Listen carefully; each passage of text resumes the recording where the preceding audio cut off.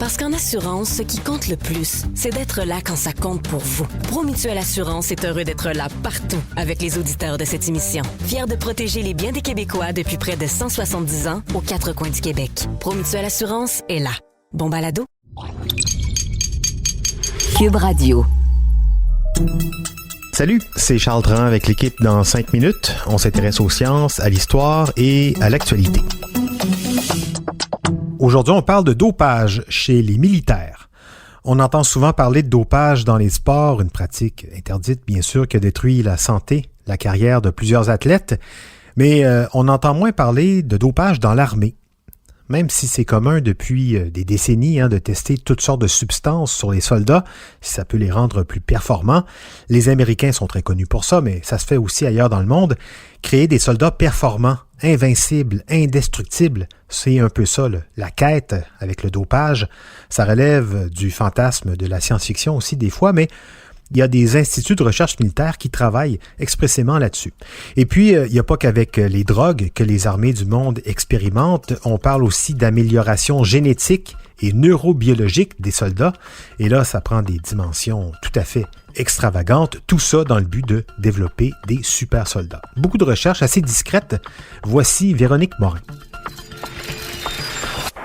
That's 3 Bigfoot, TUI 1 Bra 1704, track south. Omaha, 5-1 reset cap. Bigfoot breaks at 3 Bigfoot. La prise d'amphétamine par les pilotes de l'air est l'un des exemples les plus documentés de l'utilisation des médicaments pour améliorer la performance des soldats.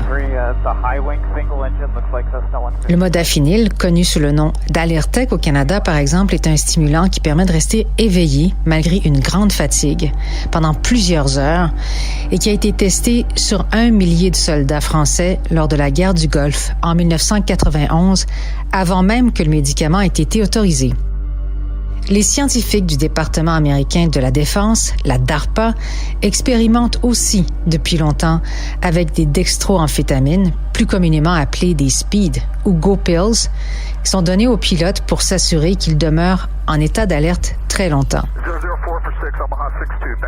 Ça semble miraculeux, mais leurs effets secondaires peuvent être désastreux.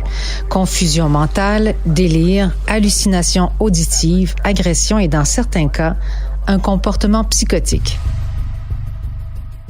Qu'on se souvienne des 4 soldats canadiens tués par erreur sous les tirs des pilotes américains bourrés de dexédrine en avril 2002 en Afghanistan. Malgré cet accident, l'armée de l'air poursuit l'utilisation des amphétamines, mais à petite dose se défend-elle et uniquement de façon volontaire, sauf que le pilote qui refuse d'en prendre risque de ne pas obtenir la permission de voler. On comprend qu'en contexte militaire, les règles sont différentes. La DARPA, donc le bras de recherche du Pentagone, cherche d'autres moyens de créer des super soldats aux capacités et aux performances extraordinaires. Par exemple, la génétique. Dans le magazine National Defense, on apprend que la défense américaine prévoit, si ce n'est pas déjà fait, la collecte et l'archivage de l'ADN de tous les militaires, mais aussi de leur microbiome et de leur épigénome, et ce pour déterminer les types de soldats les plus performants et sélectionner les meilleurs selon les besoins des missions, entre autres. On évoque même l'amélioration de l'expression génétique des soldats par la prise de médicaments ou de concoctions de bactéries. Le dernier né de ce programme, connu sous le nom d'Adapter, Advanced Acclimatation and Protection Tool for Environmental Readiness, en français on dit outil avancé d'acclimatation et de protection pour la préparation environnementale, est décrit comme un adaptateur de voyage pour le corps humain. Il s'agit de micropuces implantées sous la peau ou de grosses pilules à avaler pour protéger les combattants des maladies rencontrées sur le terrain, comme la diarrhée, qui est causée par l'eau insalubre, et augmenter leur endurance face au manque de nourriture et de sommeil.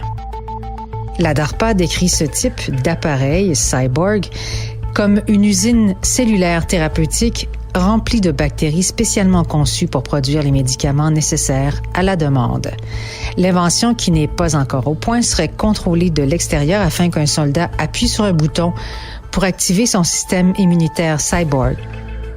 Ce serait comme une version de nos sympathiques bactéries intestinales qui offrent une protection contre les maladies, mais turbo et sous contrôle électronique. Du côté des troubles de sommeil, le programme s'appuiera sur les travaux antérieurs de la DARPA sur le rythme circadien. Le corps n'a pas qu'une seule horloge biologique. Il y en a plusieurs. Il y a l'horloge maître, évidemment, qui est située dans l'hypothalamus du cerveau, qui contrôle la production de mélatonine, mais il existe d'autres horloges dans le système digestif et ailleurs, et c'est pourquoi votre estomac crie famine quand il est temps de manger.